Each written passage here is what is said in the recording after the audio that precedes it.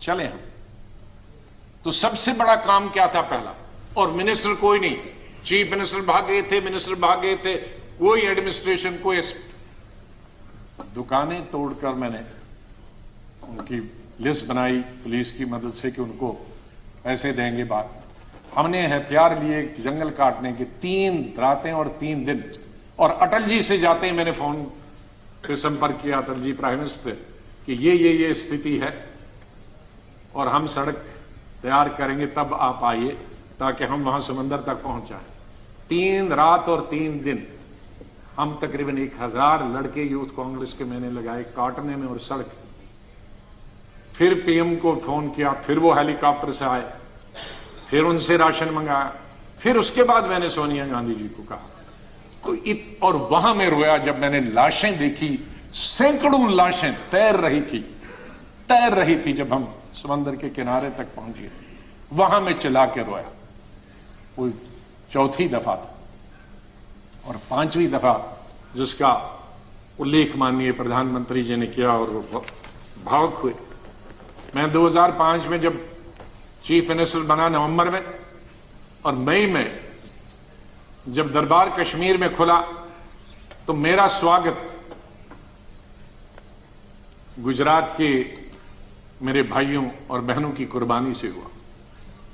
मैं अभी 2 ही दिन पहले पहुंचा था, तो वहां स्वागत करने का मिलिटेंट का यही तरीका था कि आप हत्या करो गरीबों की तो वही स्वागत होता। उसका मतलब था कि हम हैं, इस गलतफहमी में न रहना। न निषाद बाग जो कि राजभवन के साथ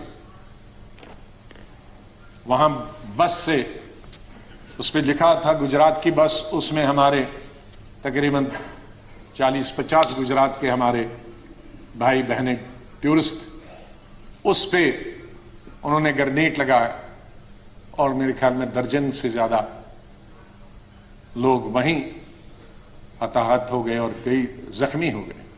मैं एक फौरन तुरंत जगह पे पहुंचा, लेकिन तब तक पुलिस ने वो हटा दिया था।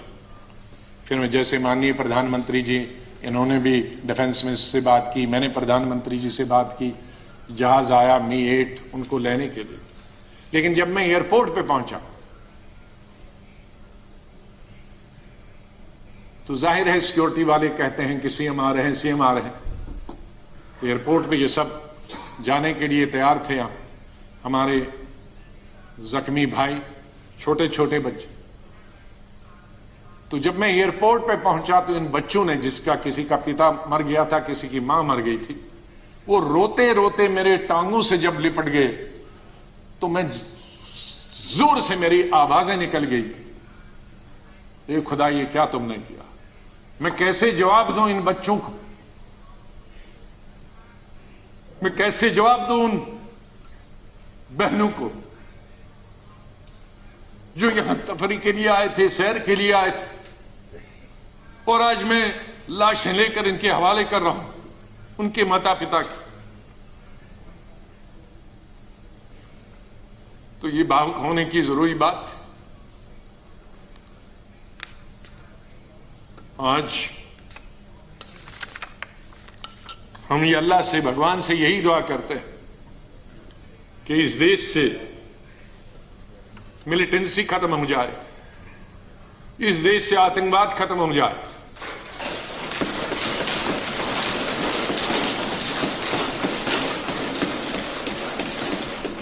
हजारों हमारे सिक्योरिटी फोर्सेस के, आर्मी के, पैरामिलिट्री फोर्सेस के, पुलिस के जवान मारे गए, सिविलियन कई क्रॉस फायरिंग में मारे गए। हजारों हमारी बेटियां और माएं आज बेवा, शायद उनका पति किसी का मिलिटेंट भी, कईयों के मिलिटेंट होंगे, कई क्रॉस फायरिंग में मारे गए, लेकिन उसमें उनके बच्चों का क्या कसूर, क्या कसूर? वो भी हजारों की तादाद में। ये मिलिटेंसी जब खत्म हो जाएगी तो उनके बच्चे, उन बेवाओं, उनको भी रोजगार मिलेगा, वो भी इंसानों की जिंदगी बसर करेंगे। इसके लिए हमने सबने प्रयास करना, सरकार ने, विपक्ष में, और कोई हल निकालना है ऐसा कि हमारे कश्मीर के हालात ठीक हो जाएं। मैं इससे पहले कि कुछ अशार बोलूं,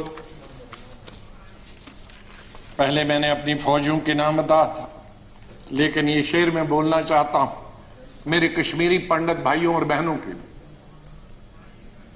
जब मैं कश्मीर में पढ़ता था तो सबसे ज्यादा वोट में यूनिवर्सिटी में जब जीत के आता था तो कश्मीरी पंडित मेरे सबसे ज्यादा लड़कियां वोट देते थे। बहुत सारे लोगों को मालूम नहीं कि कश्मीर में लड़कियां हिंदुस्तान के मुकाबले में सबसे ज्यादा, जम्मू में नहीं, कश्मीर में, जिस वक्त मैं एमएससी कर रहा था तो साइंस में तकरीबन 50% लड़कियां होती थी और आर्ट्स में 90%। तो ओवरऑल ज्यादा लड़कियां पोस्ट ग्रेजुएशन पढ़ती थी। तो मैं जब यूनिवर्सिटी का इलेक्शन लड़ता था तो हमारे कश्मीरी पंडित लड़के हों या लड़कियां, सबसे ज्यादा वोट मुझे 100% मिलते थे। मैं 99 भी नहीं कहूं। दोस्त हैं आज वो बिखरे हुए, मुझे बहुत अफसोस होता है जब मैं उनसे मिलता अपने क्लासमेट्स। ये उन कश्मीरी मेरे भाई पंडितों के नाम जिनके जो घर से बेघर हो गए, उन कश्मीरी बेवाओं के जो बेवाएं हुई हैं और बच्चे हुए और जो वहां से बिछड़ गए, उनके लिए शेर अर्ज करता हूं। गुजर गया, और ये हमारा जो आज मुद्दत खत्म हुई इसके लिए भी कह सकता हूं, गुजर गया वो जो छोटा सा एक फसाना था। गुजर गया वो जो छोटा सा एक फसाना था। फूल थे, चमन था, आशियाना था। गुजर गया वो जो छोटा सा एक फसाना था। फूल थे, चमन थे, था, आशियाना था। न पूछ उजड़े नशे मन की दास्ता। घोंसला उजड़ गया। न पूछ उजड़े नशे मन की दास्ता। न पूछ थे 4 तिनके मगर नाम आशियाना तो था। तो हम उस आशियाने को, आप दोनों यहां बैठे हैं, उसको फिर आशियाना बनाए जो इस वक्त उजड़ा हुआ है। उसके लिए हम सबको प्रयास करना। और मुझे, जैसे मैंने बताया, बहुत काम कर चुके हैं, सेवा कर चुके हैं, आशीर्वाद सबका मिला है। मैं यही कहूंगा, दिल ना उम्मीद तो नहीं, नाकाम ही तो है। दिल ना उम्मीद तो नहीं, नाकाम ही तो है। लंबी है गम की शाम, शाम ही तो है। इतनी लंबी होगी, सवेरा तो आई, विंटर में जरा लंबी होती है, तो लंबी है गम की शाम मगर शाम ही तो है। सवेरा तो फिर आ जाएगा। और आखिर में ये कहूंगा, चाहे हम याद यहां ना होंगे, लेकिन फिर उसके लिए कहूंगा,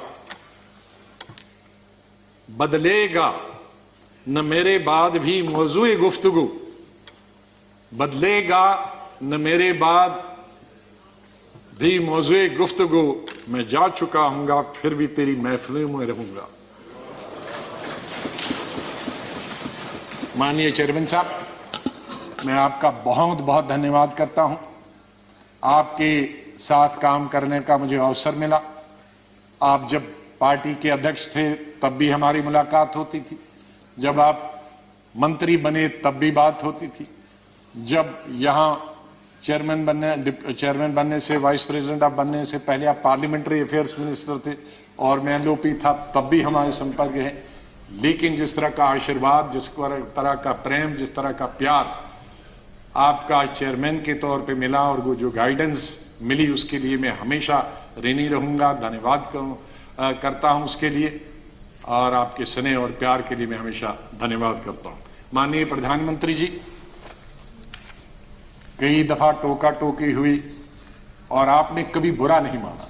एलओपी के वक्त में बड़ी बड़ी लंबी स्पीचें आपकी हुई, मेरी हुई, खास करके राष्ट्रपति के अभिभाषण पर।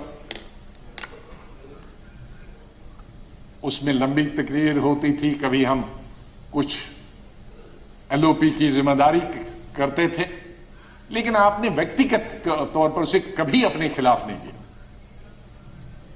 हमेशा भी आपने पर्सनल कॉन्टेक्ट्स को और पार्टी की जो जिम्मेदारी है उसको दूर रखा। कभी ईद हो, दिवाली हो, बर्थडे हो, उसमें बराबर आपने कभी भी कमी नहीं की फोन करने की। सबसे पहले या तो मेरी पार्टी प्रेसिडेंट का आता था या आपका आता था। दो आदमियों का तो अनिवार्य, हमारे प्रधानमंत्री और कांग्रेस प्रेसिडेंट मिसेस गांधी। और आपने हमेशा बताया कि कभी अपनी स्टेट के बारे में हो और कोई काम हो तो मुझे आप कभी भी बताना। मुझे याद है जब मैं राज्यसभा इलेक्शन लड़ने गया तो आपने कुछ कहा कि भाई आपको कुछ जरूरत है। मेरे का वो तो लड़ाई है, आपका कैंडिडेट है, मैं कैंडिडेट हूं, उसमें आप कुछ नहीं कर सकते। तो ये एक पर्सनल टच जो होता, आदमी भावुक हो जाता है, आदमी सेंटिमेंटल हो जाता है, आदमी इमोशनल होता है। और मेरे संपर्क तो विपक्ष के साथ आज से नहीं, जब पहली दफा मैं एमओएस बना था तब से लेकर आज तक, क्योंकि हम मिलके ही देश को चला सकते हैं। लड़ाई करके, गालियां देकर हम अपनी बात अपने भाषणों के जरिए कर सकते हैं।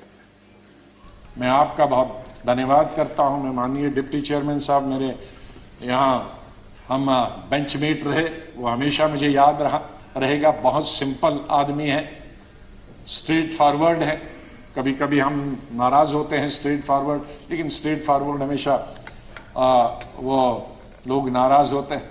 और शरद पवार जी से लेकर और यादव जी से लेकर और सब लोग हमारे लीडरों का तो मैं बहुत ही धन्यवाद, सब लेफ्ट राइट एंड सेंटर, नाम क्यों कि कुछ लूंगा तो बहुत सारे हमारे साथी नाराज होंगे। तो चेयरमैन साहब से लेकर और प्रधानमंत्री जी से लेकर, मैं सेक्रेटरी जनरल साहब का कैसे और सेक्रेटरीट का कैसे धन्यवाद कर सकता हूं, मुश्किल है करना, क्योंकि इनका सहयोग मिला बहुत। हमेशा हर वक्त जब भी हमने कुछ चाहा, इंफॉर्मेशन पार्लियामेंट की या कोऑर्डिनेशन के बारे में आप तक पहुंचने की बात की, तो सेक्रेटरी जनरल साहब ने और सेक्रेटरीट ने हमने हमेशा हमारी मदद की है।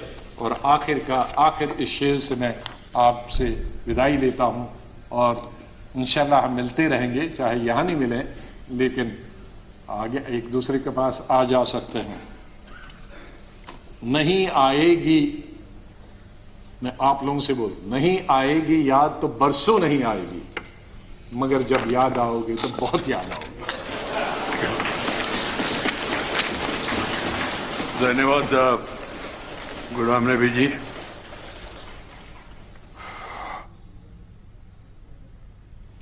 संसद के ऊपरी सदन से कांग्रेस के वरिष्ठ नेता गुलाम नबी आजाद सहित 4 सांसदों को आज उनकी विदाई हो रही है। और इस मौके पर मंगलवार को एक बार फिर प्रधानमंत्री नरेंद्र मोदी ने राज्यसभा को संबोधित किया। और अपने संबोधन के दौरान प्रधानमंत्री जब गुलाम नबी आजाद से जुड़ी एक घटना का वो जिक्र कर रहे थे तो वो काफी भावुक भी हो गए। और अभी हमने देखा सीधा राज्यसभा से जब गुलाम नबी आजाद इस वक्त अपना विदाई भाषण दे रहे थे और वो भी काफी